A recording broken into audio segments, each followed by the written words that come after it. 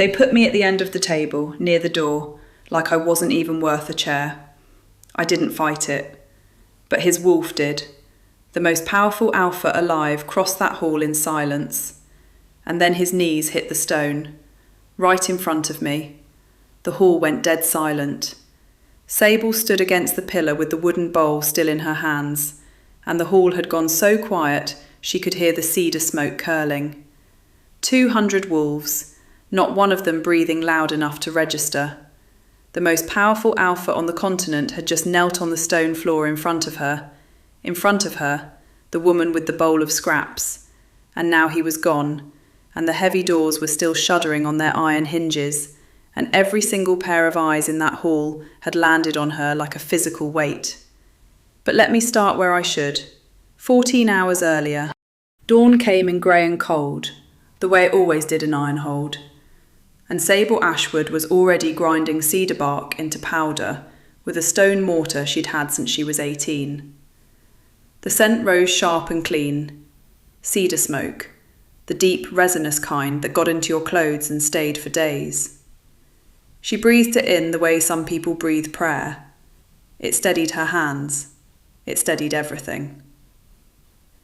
The drying shed was hers. 8 years she'd lived in this space. A narrow room off the back of the kitchens, with a cot in the corner, neatly made, a single wool blanket folded at the foot. Bundles of dried yarrow hung from every beam.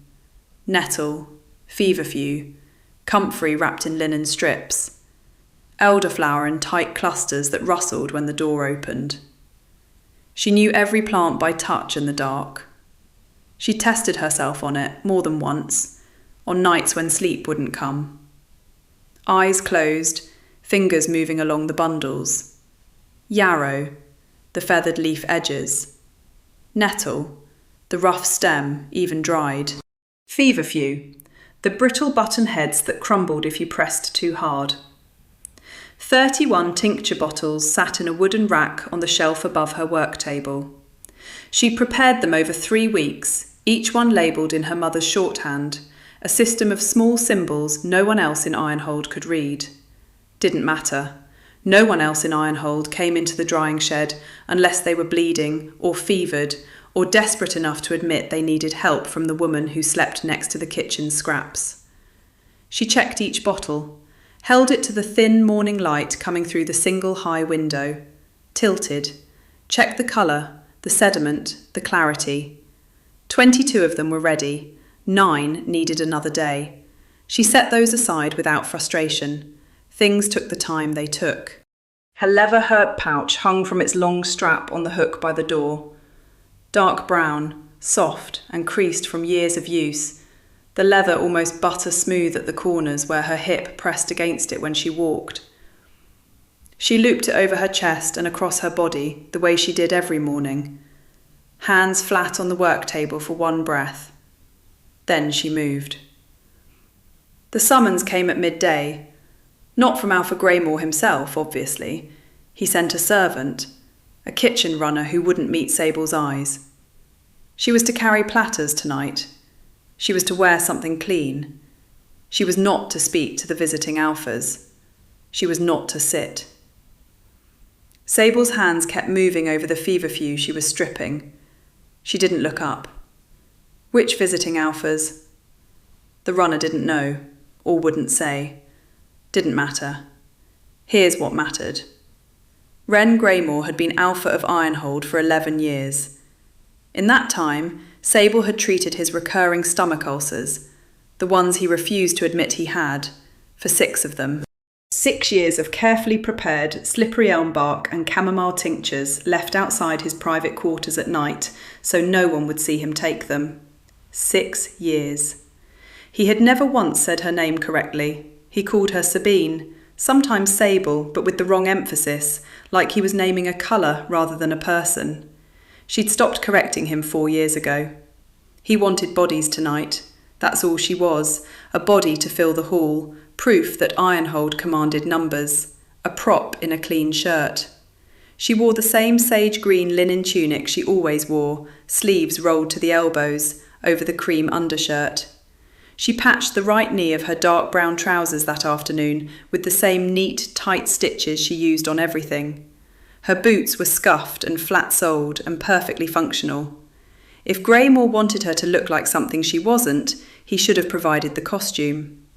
The feast began at sundown. Roasted venison on heavy wooden platters, honeyed bread in stacked rounds, winter pears poached in wine, their skins split and glistening. Sable carried them all. Her arms knew the weight. 200 wolves packed into the great hall, seated at long oak tables, firelights catching on every goblet and belt buckle and bared tooth. She served. She watched. That was the thing about being invisible. You saw everything. The Alpha of Thornwall was on his 4th cup of mead before the venison was half carved. His laugh was getting louder, his gestures wider. Dangerous in a man with that much authority and that little self-awareness. She noted it.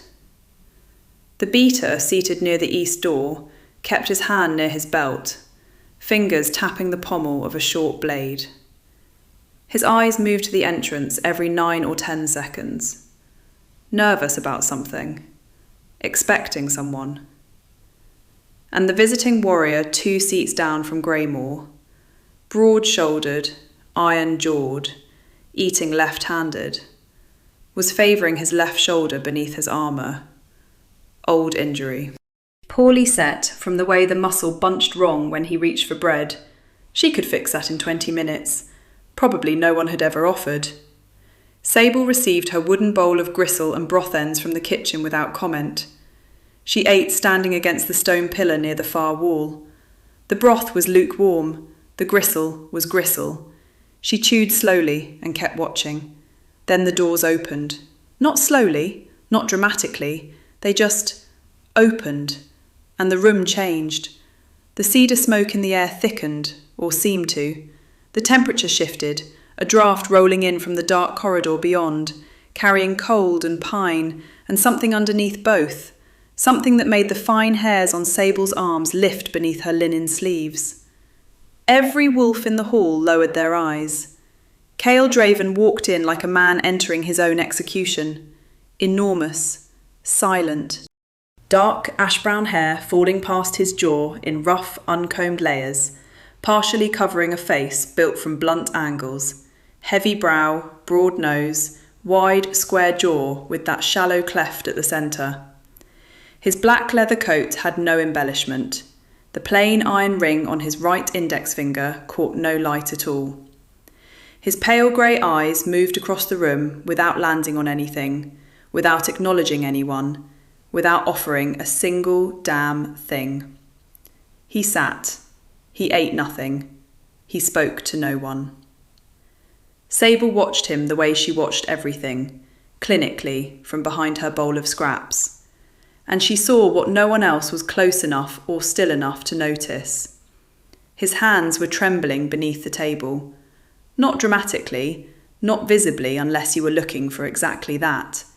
A fine, constant tremor in both hands, the kind that made gripping a cup impossible without risking a spill.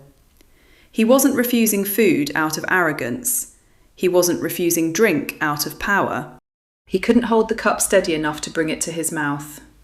She filed it away, the way she filed everything away, quietly, precisely, without judgment.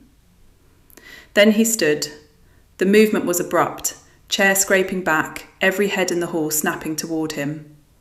His wolf surged behind his eyes, the pale grey flooding with something darker, something molten, his massive frame locking rigid as if every muscle had seized at once. Warriors reached for weapons. Greymoor half rose from his seat, that silver chain at his collar catching the firelight, his pale blue eyes going wide for the first time all evening. But Cale didn't attack, he didn't roar, he didn't even speak. He crossed the hall in absolute silence. 12 steps, maybe 13, each one deliberate, each one pulling the attention of 200 wolves like a thread through a needle. He stopped directly in front of Sable, and he dropped to his knees on the stone floor, head bowed, hands at his sides, those trembling hands, open and empty against the cold stone. The most powerful alpha alive, kneeling before a woman holding a bowl of gristle and broth ends. Cedar smoke curled between them. That same sharp, resinous scent she'd ground into powder 14 hours ago in her tiny shed. And now here it was, hanging in the silence like a held breath. The hall went dead. Not quiet, dead.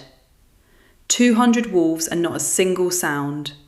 Not a clink of metal, not a shifted boot, not a breath drawn too sharply. Just the fire, just the smoke, just the enormous man on his knees with his head bowed and his whole body shaking. Sable didn't move. Her fingers stayed curled around the rim of the wooden bowl. Her heartbeat was loud in her own ears. Steady because she'd trained it to be steady, but loud. The freckles across the bridge of her nose caught the firelight. The tiny crescent birthmark below her left ear was hidden by the angle of her jaw. She looked down at the crown of his dark, uncombed head, and she did not speak, because there was nothing in any language she knew that could have made sense of this. He rose, slowly. The tremor in his hands had gotten worse. He did not look at her. Those pale grey eyes stayed fixed on the middle distance, on nothing, on some internal landscape she couldn't map. He turned. He walked to the doors. He pushed them open with both hands and stepped through, and the heavy oak swung shut behind him with a sound like a coffin lid settling into place. And Sable was left standing against the pillar, with every eye in the room on her, the gristle in her bowl gone cold, the cedar smoke still curling in the space where he had knelt, and the wooden bowl in her hands suddenly the most visible object in the world. The silence after those doors closed lasted maybe 4 seconds, felt like 40. Then Greymoor moved. Not toward Sable.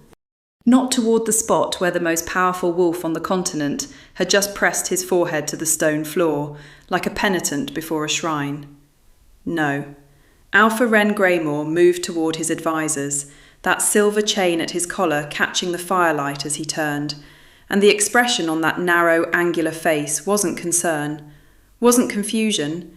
It was political terror, pure and distilled, the kind that makes a man's pale blue eyes go sharp as broken glass.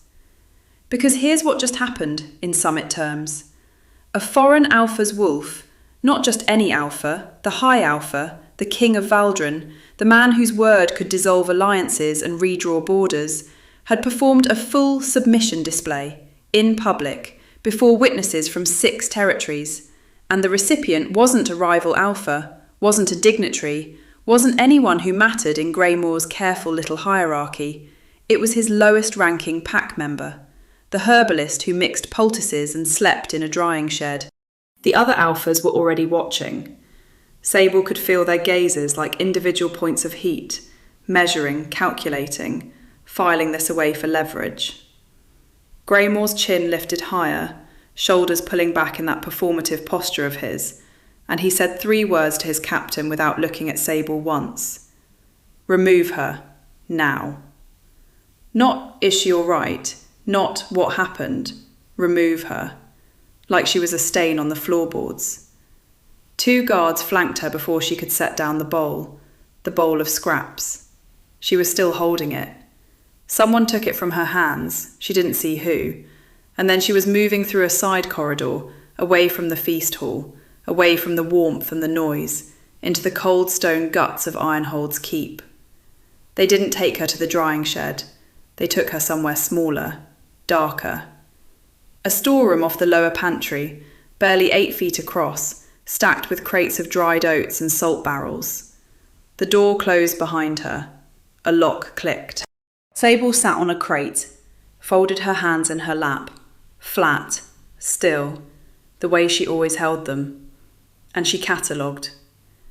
The wolf had approached her.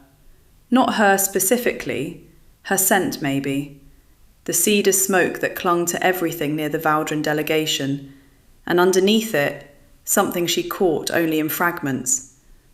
The wolf had lowered itself, had pressed its massive skull to the ground at her feet, had stayed there for 6 full seconds, before Cale Draven dragged himself back into his own skin.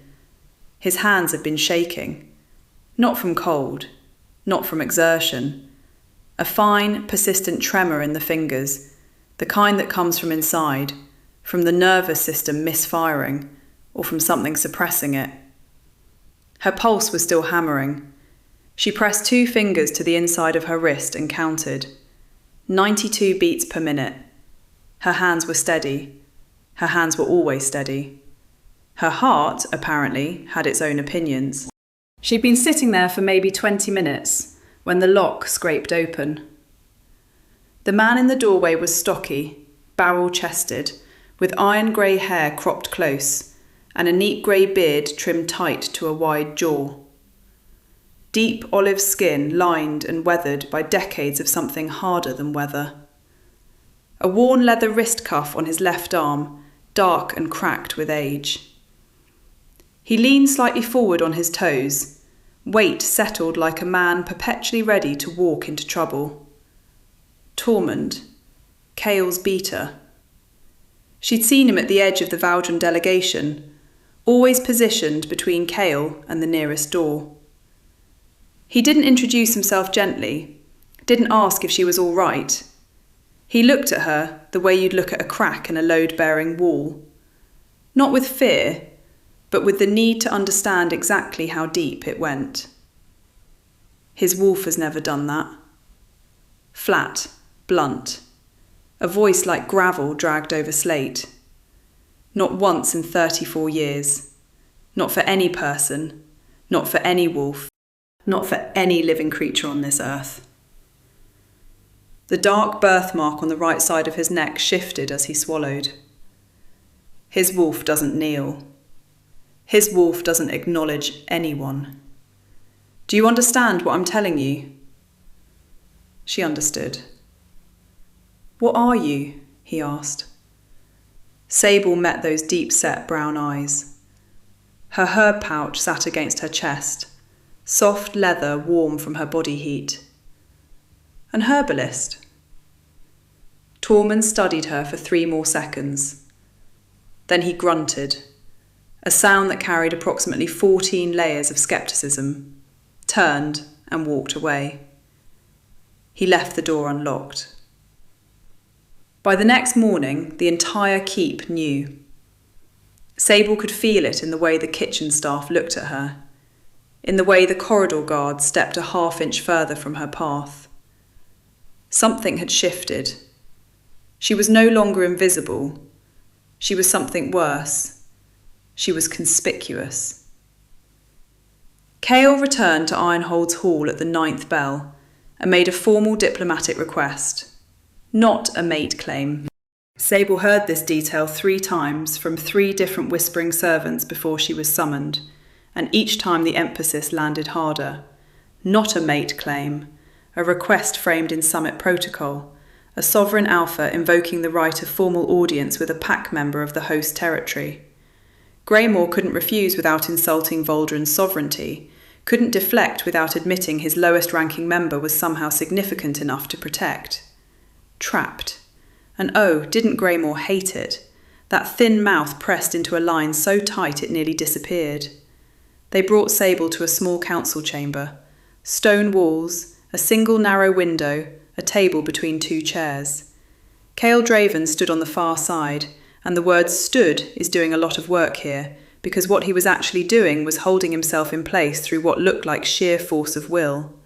Rigid, military straight.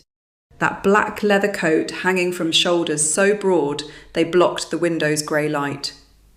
Dark, ash-brown hair falling past his jaw, partially covering his face. The plain iron ring on his right index finger, unpolished and dark. He barely made eye contact. Those pale grey eyes, nearly colourless, unsettling in their stillness, landed on her for half a second, then fixed on a point somewhere past her left shoulder. He asked her one question. Same question. What are you?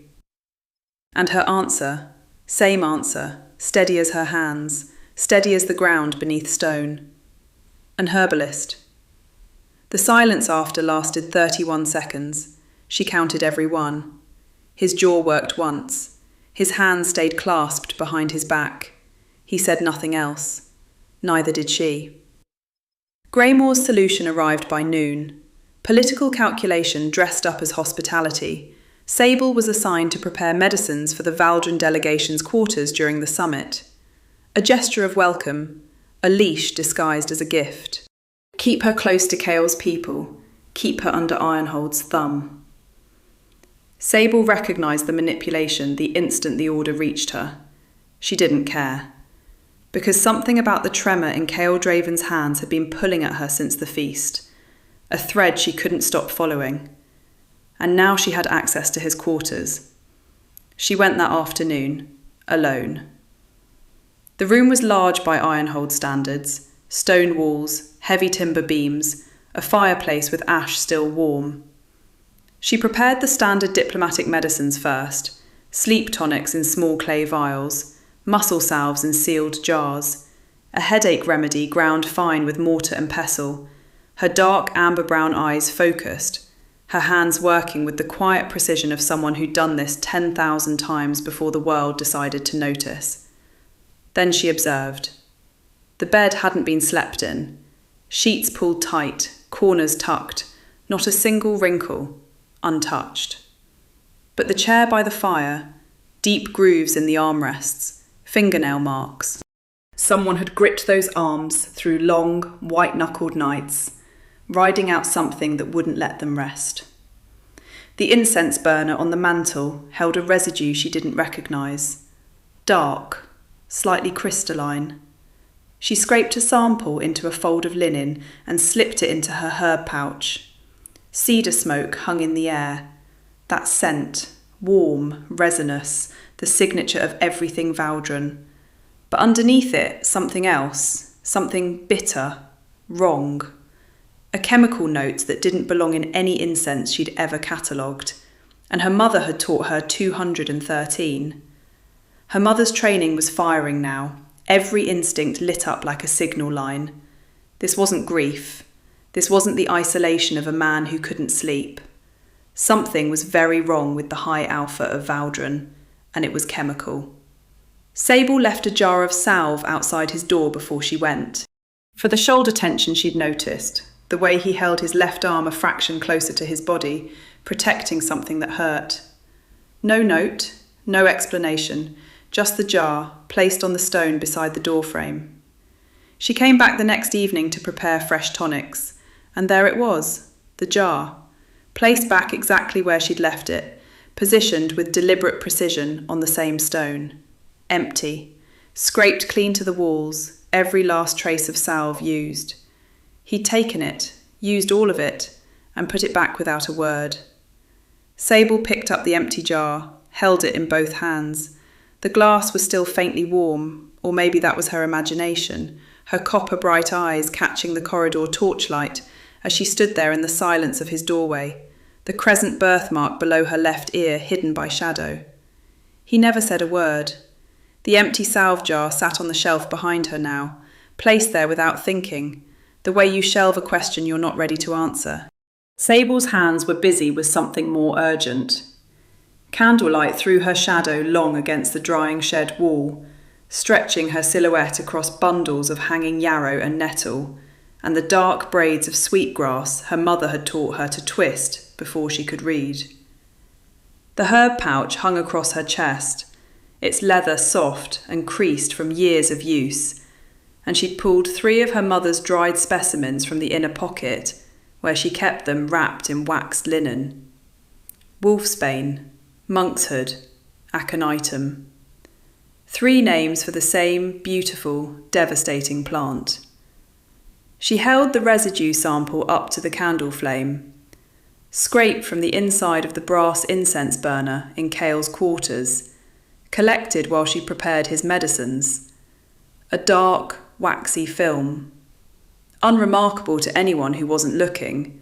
She'd almost missed it herself, almost written off the faint bluish tinge as oxidation on old brass. But her fingers had known before her mind caught up. The texture was wrong, too smooth, too deliberate. Cross-referencing took 11 minutes. She compared the residue against her mother's dried aconitum specimen, the one labelled in faded ink, 19 years old, pressed between 2 squares of birch bark. The cellular structure matched. The colour matched. The faint, almost sweet bitterness when she touched the tip of her tongue to the residue and immediately spat, that matched too. And the answer, when it came, stopped her cold. Wolfsbane. Not a killing dose. That was the thing that made her stomach drop through the floor. A killing dose would have been simpler, cleaner, almost merciful in a twisted way. This was something else entirely. Microdoses, layered into ceremonial incense, inhaled over months, possibly years. 14 to 18 months minimum, based on the concentration she was estimating. Maybe longer. She couldn't be sure without examining him more closely, and that thought alone made her press her palms flat against the work table and breathe. Wolfsbane in tiny amounts doesn't kill a shifter. It does something worse. It severs the bond between a wolf and its human half, slowly, methodically, like pulling threads from a tapestry one by one until the whole image distorts, but the fabric still holds its shape. The animal goes feral, the body erodes, the mind fractures along a fault line that was never meant to exist. Someone had been poisoning the High Alpha through his own ceremonial incense. The incense his delegation brought from Valdren, prepared by his council's healer. This wasn't an assassination, it was a slow unmanning. Whoever was doing this wanted Cale Draven alive, but broken, his wolf driven mad, his body failing, his authority crumbling from the inside out like wet stone. They wanted the most powerful man in the known territories to rot on his feet where everyone could watch. And here was the small noise that revealed the catastrophic failure. Here was the hairline crack running through the foundation of everything she'd witnessed since his delegation arrived. The tremor in his hands that he controlled with that rigid, military stillness. The insomnia Tormund had hinted at. The way his pale grey eyes sometimes went unfocused for half a second, as if something behind them was screaming. The kneeling. Sable's hands went still on the work table, completely still. The way they only did when her body understood something before her mind was ready to accept it. It wasn't a mate bond. His wolf hadn't recognised her as its other half in some destined romantic sense. That desperate, shuddering genuflection in front of 200 wolves. It was a dying animal's last coherent act. Cale's wolf, driven half mad by months of severed connection, had recognised the one person in that hall who smelled like the plants that could save him. The dried specimens in her pouch, the herbs on her skin, the knowledge no one else in that room possessed. The wolf didn't kneel out of love. It knelt out of survival. It was begging for help. And somehow, damn it, that was more devastating than any bond could have been. She found Tormund in the lower corridor, leaning against the wall outside the kitchen, with his arms crossed over his heavy brown leather vest, his dark eyes watching the hallway like a man standing guard over something no one else could see. The worn leather cuff on his left wrist caught the torchlight as he shifted his weight forward onto his toes when he saw her face. Sable laid it out with clinical precision. The residue, the compound identification, the symptom pattern, tremor, insomnia, progressive wolf bond deterioration. The timeline, 14 to 18 months of exposure through the Valdren incense, prepared by Cale's own council healer. She showed him her mother's dried specimen. She showed him the scraping from the brass burner. She gave him numbers because numbers don't lie and they don't flinch.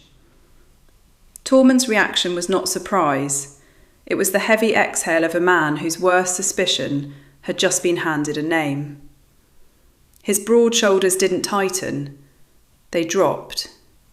Like he'd been carrying a weight on the strength of not knowing. And now that the knowing had arrived, the weight settled differently. Lower. Harder. He already suspected treachery within Cale's council. He told her that much with his silence and the way his dark eyes closed for 3 full seconds. No proof, no knowledge of poisons, just the instinct of a man who'd spent 30 years watching powerful people eat their own. When he opened his eyes, he told her one thing about Cale. He took 3 territories because the alphas before him were butchering their own people. Women, elderly, anyone who couldn't fight. He stopped it. Tormund's voice was low, rough, a stone dragged across gravel. And he has been paying for that decision every day since. Then he straightened from the wall and walked her to Cale's door. A small stone chamber, cold walls sweating faintly in the torchlight, cedar smoke drifting from the brass burner in the corner. And now they both knew what was hiding inside it. Cale sat in the single chair, his black leather coat hanging open, the dark iron ring on his right index finger catching no light at all. His pale grey eyes fixed on her, unblinking. His dark ash-brown hair fell past his jaw, partially covering the rigid line of his face. Sable stood. Her herb pouch rested against her hip. Her hands were still. She explained the poisoning the way she'd explain a wound, clean, precise, without mercy or softness. The compound, the delivery method through inhaled incense, the progressive symptoms, tremor indicating neural deterioration, chronic insomnia from the wolf's distress, bond integrity at roughly 30% based on the tremor pattern and the behavioural fracture she'd witnessed in the Great Hall. Organ failure within 4 to 6 months if exposure continued. The concentration suggested 14 to 18 months of accumulated damage. Full reversal required 6 weeks of treatment, minimum. Cale listened without moving, without blinking. His hands rested on his knees, and she watched the left one, the faint tremor running through his fingers like a current he couldn't shut off. When she finished, the silence was enormous. Cedar smoke drifted between them. The brass burner hissed softly, its poison curling through the air like a patient, familiar hand. His voice, when it came, was raw, scraped clean of authority, stripped of the cold control he wore like armour. Just a man's voice, hoarse, asking the only question that mattered. How long do I have? Not who did this, not I'll kill them. How long do I have? The question of a man who had been quietly preparing to die. Sable told him the damage was reversible, but the treatment required vulnerability. She would need to touch him, monitor his sleep, see him weakened in ways no one had ever been permitted to see. He would have to trust her. The word trust landed in the room like a stone dropped into still water. He said nothing. The pale grey eyes held hers across 6 feet of cold air and cedar smoke. His jaw worked once. The iron ring on his finger was perfectly still, even as his hand trembled beneath it. He didn't say no. She came to his quarters after midnight, when the fortress corridors were empty and the torchlight had burned down to amber stubs in their iron brackets. The leather case she carried was old, the stitching repaired twice along the spine, and inside it held 11 tinctures in stoppered glass vials, 3 folded poultices wrapped in clean linen, and a fresh bundle of cedar and juniper bound with undyed thread. Her herb pouch hung across her chest, as always, dark brown and soft from years of use, and her sage green tunic was rolled to the elbows because the work ahead required her hands free and her mind clear. Cale was sitting in the chair by the cold hearth, not lounging, not resting, sitting the way a man sits when lying down has become something his body no longer remembers how to do. His black leather coat was unbuttoned but still on, as though removing it would be an act of surrender he couldn't afford. Those pale grey eyes tracked her as she entered, and in the low light they looked almost silver, almost empty. 4 days.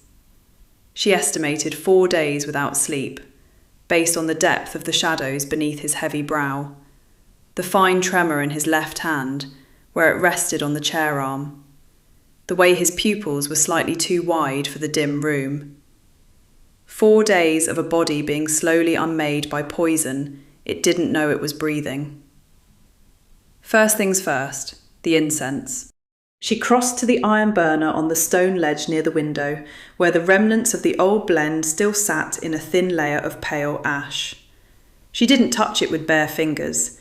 She used a folded cloth to sweep the ash into a sealed pouch, then set her own bundle in the burner and struck the flint. Cedar and Juniper, the scent anchor she'd identified in the poisoned blend, now stripped of the Wolfsbane compound and restored to what it should have been all along. Clean smoke curled upward, thin and blue-grey, carrying warmth instead of slow death. The smell of it filled the room like a quiet exhale. She turned back to him and opened the leather case on the small table, arranging the vials in order of application. Wolfsbane binding tincture first, 3 drops under the tongue. Then the lymphatic flush, applied topically along the pulse points. Then the shoulder poultice, to draw inflammation from the muscle tissue where the compound had settled deepest. Clinical, efficient, professional. She was not here to comfort him. She was here to keep him alive. "I need to check your pulse," she said. "Both wrists, then the throat. May I?" A single nod. His jaw was locked so tight she could see the muscle jumping beneath the heavy square line of it. She reached for his right wrist. The plain iron ring on his index finger was cold against her thumb as she positioned her fingers over the radial artery. The tremor that went through him was immediate and total. Not a flinch, not a startle. A full body shudder that travelled from his wrist up through his shoulder and into his chest, visible even beneath the black leather and dark charcoal wool. His breath caught, held, released through his nose in a controlled stream that cost him something. Not attraction, not revulsion. Fear. 12 years. 12 years since anyone had touched this man without intent to harm, to restrain, to test. She knew it the way she knew plant taxonomy, by observation and evidence. The calluses on his knuckles, the way he held his hands at his sides like weapons in sheaths, the rigid military posture that never softened, because softening meant someone could get close enough to reach the unguarded places. She kept her fingers steady on his pulse, counted. 91 beats per minute, too fast for a lichen at rest, which confirmed the systemic stress she'd expected. She noted it, released his wrist, and moved to the left. Other wrist. Another nod. Another tremor, smaller this time by a fraction. She worked through the examination with the same unhurried precision she brought to every diagnosis. Lymph nodes swollen at the jaw and behind the ears. Tension patterns in the shoulders, so severe the trapezius muscles felt like braided rope beneath her careful fingers. She asked permission before every point of contact. He granted each one the same way. Single nods, no words. The Wolfsbane binding tincture went under his tongue, and she watched his throat move as he swallowed. 3 drops. Bitter as regret, she knew. He didn't grimace. The cedar smoke drifted between them, and for the first time in this room, it carried nothing but itself. Second night. The tremor had decreased by a measurable fraction, maybe 9% based on the steadiness of his hands when she checked his pulse. 84 beats per minute. Better. His eyes were still too wide, still that unsettling pale grey that watched everything and offered nothing, but the rigid set of his shoulders had loosened by a degree she could feel beneath her palms when she applied the fresh poultice. She worked in silence. Silence was her native language anyway, the dialect she'd grown up speaking in the meadows outside the village, where she gathered and sorted and memorised, while other people filled the air with noise that meant nothing. In that silence, pieces of him surfaced. 3 territories, he said, staring at the far wall, not looking at her, not looking at anything present. 3 alphas running their packs like slaughterhouses. She adjusted the poultice on his left shoulder, pressing the edges flat against his skin. They called it culling. His voice was flat, factual, the voice of a man reporting weather. They were killing old women and injured men who couldn't hunt, anyone who cost more than they produced. She said nothing. Her hands kept working, steady. I stopped it. 3 words, carrying the weight of every life he'd taken to save the ones that couldn't fight back. The violence required to end violence, and the way it had moved into his bones and never left. She smoothed the linen edge of the poultice and reached for the cedar oil. Her silence was not cold. It was the silence of someone who understood that some wounds don't need words. They need steady hands. And in the quiet, after he stopped speaking, her own wound surfaced. Not to him, never to him. To herself, in the space behind her ribs where she kept the things that had made her. Her mother had died of winter fever. Sable had been old enough to understand what dying looked like, the way the breath shortened and the skin went grey and the eyes stopped focusing on anything in the room. Old enough to watch. Too young to know that meadowsweet would have broken the fever, that elderflower would have cleared the chest, that willow bark would have eased the pain enough for sleep. She'd memorised every plant after that, every single one. 231 species in the valley alone, 47 with medicinal applications, 19 that could kill if dosed wrong. Her encyclopedic knowledge wasn't a gift, it was a scar she turned into armour, and she'd been hiding inside it for 20 years. She never told anyone this. She did not tell Kale. But the parallel lived in the room with them, unspoken. 2 people who had converted their worst pain into competence and had been hiding inside that competence ever since. 3rd night. His eyes shifted colour during treatment. Not the wild amber flare of a wolf losing control, but something gentler, a slow warming from pale grey to something almost gold at the edges, like dawn light finding the rim of a cloud. His wolf bond was reconnecting. The poison had been severing it strand by strand for months, and now, 3 nights into treatment, those strands were beginning to regenerate. She was applying the final poultice when his breathing changed. Slow, deep, even. She paused, her copper-brown eyes watching his face in the low firelight. The heavy brow had smoothed. The locked jaw had released. The dark, ash-brown hair falling past his jaw shifted slightly with each long exhale. He was falling asleep. This man. This warlord king who hadn't slept in the presence of another person in 12 years, whose body treated proximity as threat and stillness as vulnerability, was falling asleep while her hands worked on his shoulder. His right hand, resting on the arm of the chair, slid sideways, slowly. The plain iron ring caught the firelight for one brief moment. His fingers closed around hers. Not a grip, a hold. Gentle, unconscious. The hand of a man reaching for something in his sleep that he would never reach for awake. She did not pull away. Outside, the first grey suggestion of dawn crept along the stone walls and turned them gold. The clean cedar smoke curled around them both, thin and steady, and carrying nothing but warmth. Just warmth. For the first time, only warmth. She stayed until morning.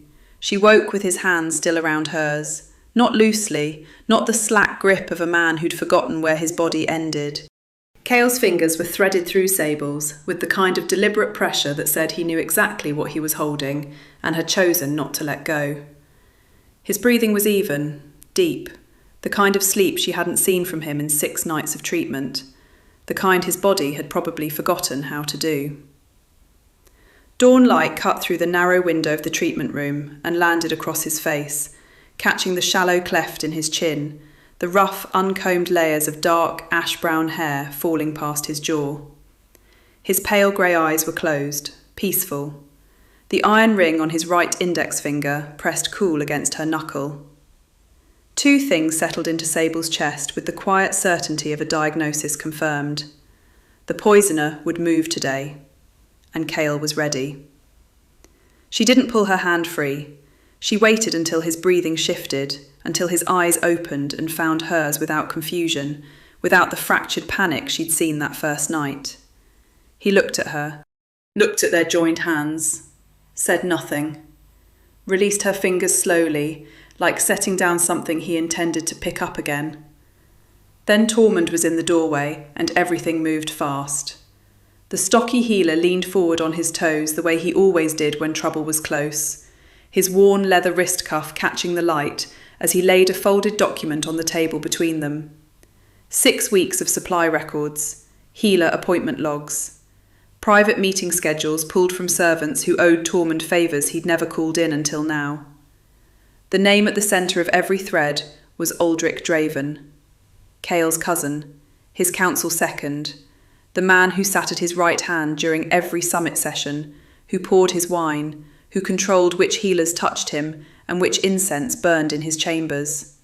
Family, not enemy. That's the thing about betrayal that actually works, isn't it? It's never the stranger at the gate. It's the cousin who knows your sleep schedule, who appointed the healer preparing your incense, who's been meeting privately with 2 visiting alphas to carve up your territory before your body's even cold. Aldrich had been running a patient, elegant campaign. Weaken Cale's wolf bond month by month. Let the high alpha mysteriously decline. Step into the gap with deals already negotiated, alliances already bought. Tormund laid it out in his usual way. No speeches, no dramatic reveals, just facts, dates, names. The dark brown eyes beneath those heavy hooded lids watching Cale's face for the reaction. Cale's jaw tightened. That was all. One muscle. Then he stood and reached for his black leather coat. The closing ceremony filled Valdrin's great hall with 5 territorial delegations, all their alphas, all their ambition and posturing.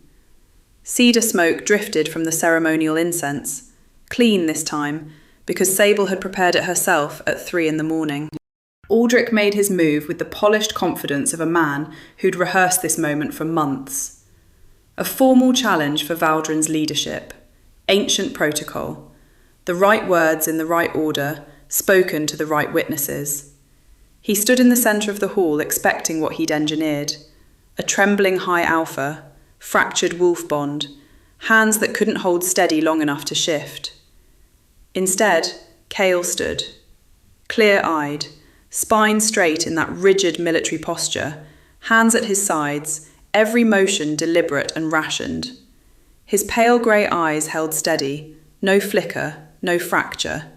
His wolf was present and bonded for the first time in years. Sable could see it in the stillness of his gaze, the way his breathing matched a rhythm deeper than his own heartbeat. 6 weeks of damage undone in 6 nights of fierce, focused treatment. Yarrow compresses, clean cedar, fever root tinctures mixed by hands that knew exactly what they were doing. Sable did this. Standing among the servants at the edge of the hall, her leather herb pouch across her chest, her dark, coiled hair pulled back in its low, practical bun. No one in the room knew it yet. Then Cale turned. Not toward Aldrich, toward her. His grey eyes found her across 30 feet of crowded stone hall, past alphas and delegates and armed wolves, and locked onto the woman with the amber-brown eyes and the freckles scattered across her nose. He looked at her the way a man looks at the only solid ground in a flooding world. And he said, quietly enough that only she and the nearest wolves could hear, "No one ever stayed." 3 words. His voice broke on the last one. She nodded. That's all. A single nod from a woman with still hands and a straight spine. But it carried everything. I see you. I know what it cost you. I'm not going anywhere. Cedar smoke drifted between them. Clean. The challenge lasted 4 minutes. Sable counted. Aldrich shifted first, all desperation and snarl, expecting to meet a wolf half severed from its bond. He met instead the full weight of a high alpha, whose wolf had been sleeping in the dark for years, and had finally woken up hungry. 4 minutes. Aldrich yielded on the stone floor with his throat bared, and his careful plans bleeding out around him. Guards escorted him from the hall. The cousin who'd poisoned his own blood for a throne he'd never earned, walking out past 500 witnesses who would remember his face forever. And Greymoor, oh Greymoor. Alpha Wren Greymoor stood in his tailored burgundy coat, with his silver chain gleaming at his collar, and his chin lifted in that performance of authority he'd mistaken for the real thing. The other alphas were looking at him now, really looking, at the man who'd sent his territory's only competent healer to a summit as a servant, who'd buried her skills under silence because a woman who could cure a high alpha was more useful to him invisible than recognised, who'd been scheming with Aldrich's faction while his own delegation ate scraps. No one punished him, no one needed to. He was simply seen clearly for the first time, and his pale blue eyes knew it. That thin-lipped face went rigid with the particular fury of a man who's been exposed not as evil, but as small. Worse than punishment, way worse. Then Cale did the thing that broke Sable open. He didn't claim her as a mate, didn't make a declaration. In front of the full summit, all 5 territories, every delegation, he asked her a question. Would she come to Voldren as its head healer? Not attachment, recognition, a title, resources, autonomy. The thing no one had ever offered her, to be seen for exactly what she was. 1 word from Sable Ashwood, standing straight with her herb pouch across her chest and her copper-bright eyes steady. Yes. Weeks later, Valdren's herb room. Ancient stone walls thick enough to hold centuries. Sunlight through tall windows of heavy glass that turned the light amber and poured it across bundles of dried yarrow and feverfew and cedar bark hanging from every beam. The stone mortar under Sable's hands was cool and smooth, and the fever root crumbled into fine powder with each measured rotation of the pestle. Steady rhythm, sure hands. The crescent-shaped birthmark below her left ear caught the golden light. She heard him before she saw him. Not footsteps. Cale moved too deliberately for that. Just a shift in the air. A presence in the doorway. Massive, broad-shouldered, his dark ash-brown hair falling across his face, the iron ring on his right hand catching a thread of amber light. He didn't speak. He walked in.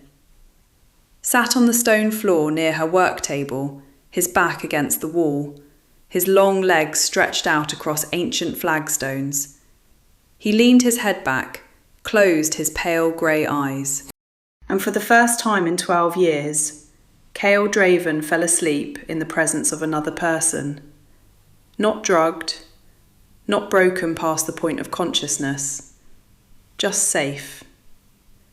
His wolf, quiet at last, breathed in time with hers. Slow, even, matched. The cedar smoke from the incense burner on her work table drifted between them, curling through amber light, carrying nothing but warmth. Sable kept grinding the fever root. Steady hands, still posture. The rhythm never faltered. Some people build kingdoms with armies. Some build them with patience and knowledge and hands that never stop working. The smoke drifted. The light held. Two people breathed together in a stone room that smelled like cedar and healing and the quiet, terrifying beginning of trust. Stillness. A held breath finally released.